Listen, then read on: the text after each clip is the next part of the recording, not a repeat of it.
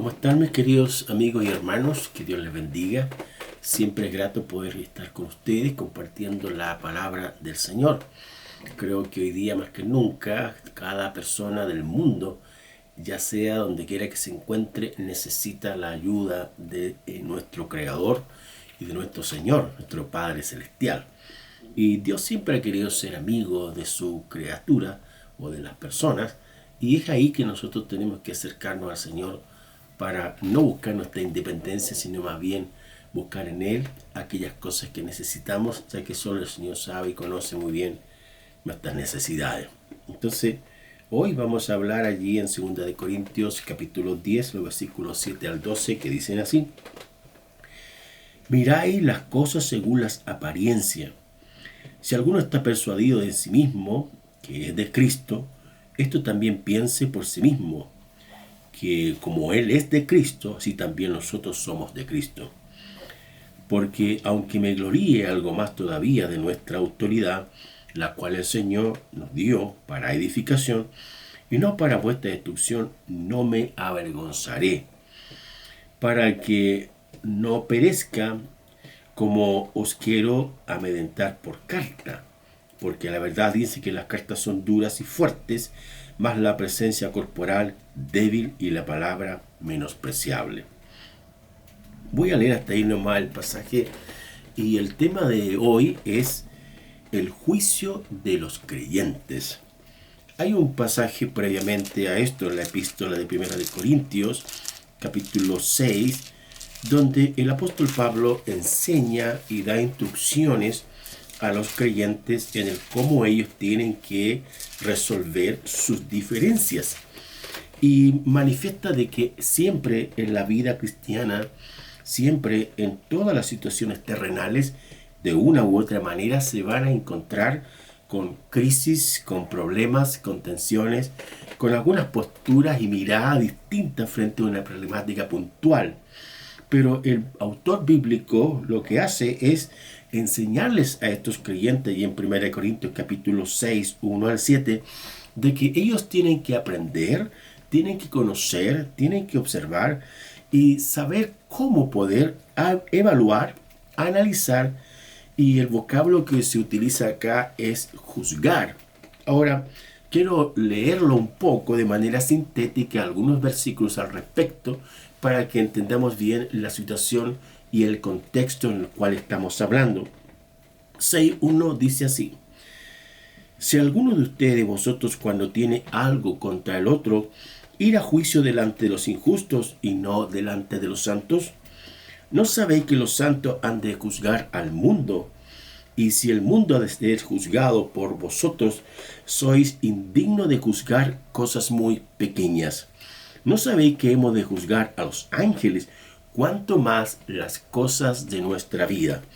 Entonces, este pasaje enseña de que los creyentes no solamente han sido llamados para la redención, sino que al mismo tiempo Dios pretende que con ellos, con los hijos del Señor, con los creyentes, reinar sobre la humanidad. Ahora, aquí se plantea de que, por un lado, el creyente va a juzgar al mundo, es decir, va a evaluar, va a emitir alguna sentencia desde el punto de vista del Señor, y al mismo tiempo se expone y se manifiesta que los creyentes han de juzgar a los ángeles.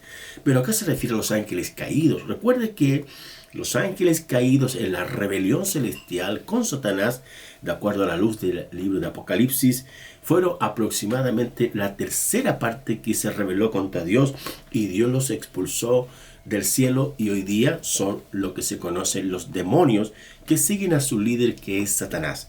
Y ahí hay una acción puntual que es la rebelión, la rebeldía. Se podría decir que algunas personas que son rebeldes son instigadas por Satanás para producir conflictos en medio de un cuerpo o en medio de una comunidad de fe, que en este caso es la iglesia del Señor. Entonces, la educación, la instrucción, el propósito, la disciplina cristiana es que el creyente tiene que aprender a evaluar, a analizar, a cotejar, a comparar, para que su juicio sea una forma de cómo enfrentar la vida terrenal en este peregrinar que un día vamos a estar con Cristo Jesús reinando sobre la tierra. Ahora, volviendo un poco acá a 2 de Corintios capítulo 10, 7 al 12, aparece de que el creyente tiene que aprender a evaluar, tiene que aprender a juzgar, tiene que aprender a medir, tiene que aprender a responder como también a reaccionar. Ahora, cuando el Señor Jesús dice que no juzguemos nada antes de tiempo, se refiere a que el juicio que uno puede emitir no es un juicio conclusivo, sino que más bien es un análisis acerca de una situación para ver de qué manera la palabra del Señor está siendo interiorizada, internalizada en la vida del creyente, y éste hace o comete o reacciona de acuerdo a lo que la luz de la Escritura le plantea. Entonces, debemos aprender, debemos crecer, debemos madurar, porque de una u otra manera el Señor nos coloca en diferentes lugares y condiciones para que usemos la palabra del Señor, el modelo de Jesucristo y las Sagradas Escrituras para emitir una opinión objetiva lo más posible que ésta sea según lo que dice las Sagradas Escrituras. Entonces, este pasaje o este mensaje en el día de hoy tiene esa intención de que usted y yo aprendamos a cómo evaluar, a cómo analizar, y desde el punto de vista bíblico-teológico hay exigencias que Dios nos pide que tenemos que seguir. En primer lugar, es tener cuidado con las apariencias. El pasaje de 2 de Corintios capítulo 6, el 7, y yendo un poquito más adelante, volviendo al pasaje del capítulo 7, el apóstol Pablo menciona y da algunas instrucciones acerca de la familia, acerca de cómo se tiene que enfrentar el tema de la inmoralidad allá en Corinto. Y Pablo les enseña de cómo se tiene que mantener y formar un matrimonio. Pero al mismo tiempo acá, Pablo en 2 de Corintios capítulo 10, versículo 7 dice: mirad las cosas según las apariencias. Es decir, no se puede evaluar algo objetivamente pensando en la apariencia de las personas. El ministerio de nuestro Señor Jesucristo dice que nosotros tenemos que evaluar con un justo juicio. Es decir, no se puede hacer una conclusión, una resolución solo por la apariencia de las personas, por el color, por el sexo de las personas, por la identidad de la gente, o de acuerdo al rango, autoridad o posición social que éstas tengan, incluso en la condición eclesiástica también que puedan tener. No es una actitud correcta ni objetiva juzgar a la gente según las apariencias.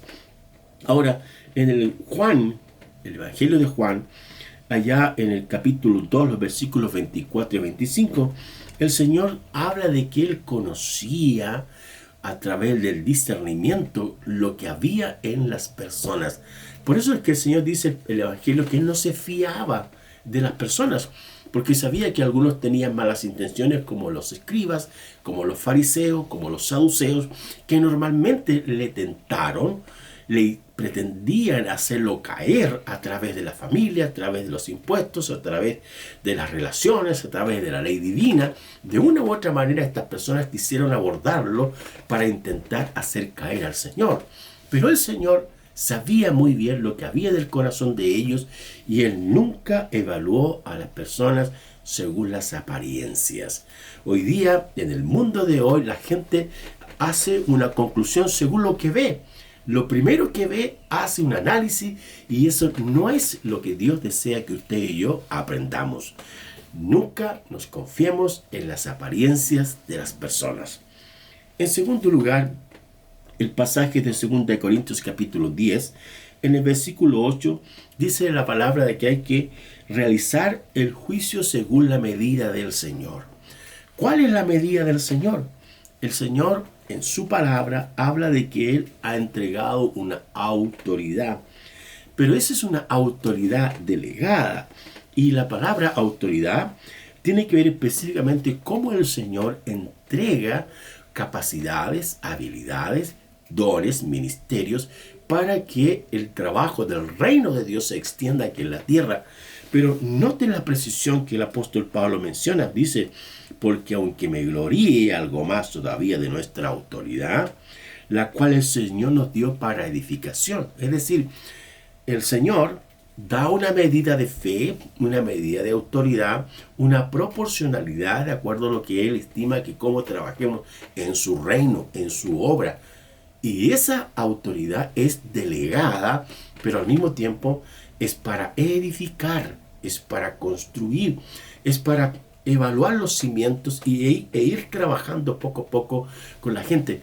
No somos llamados a destruir la obra de Dios, sino que por el contrario, a edificarla, a encontrar con la sabiduría y con el discernimiento del Espíritu Santo el cómo colocar el fundamento en las personas, es decir, nuestro Señor Jesucristo, y luego ir construyendo con la doctrina especialmente revelada en la palabra del Señor.